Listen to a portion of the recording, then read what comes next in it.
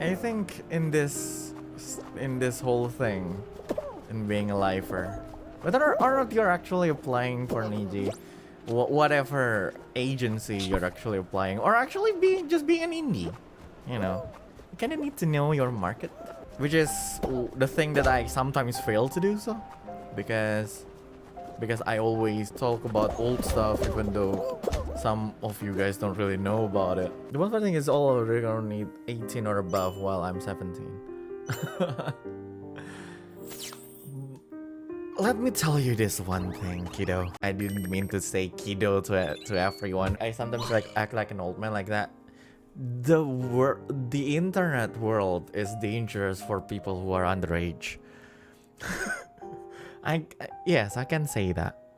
I don't feel scared to actually say that. The internet is something that is a bit dangerous for underage people. Being an audience is one thing, you know, being just a viewer is one thing, but being the content creator is another one, because you're basically put on the spotlight and everything. I don't mean to actually call anyone out, but people are creepy in the internet. If you guys felt called out, well, then you guys know who you are, I guess.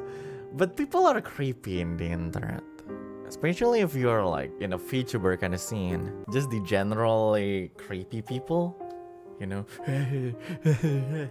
and everything. So yeah, it's better if you're actually above 18. Actually, for me, if I'm part of like the agency, like staff and everything, I will actually put the requirement to be at least 20.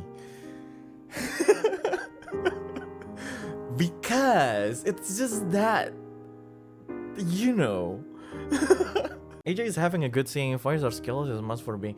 Not really. Again, it all depends on what kind of VTuber you want to be, right? There's some part in this whole scene where you are required to have like a good singing voice. But as far as I know, Niji Sanji doesn't really need you to have good singing voice. It all depends on what kind of I don't have a good singing voice, and I'm a VTuber.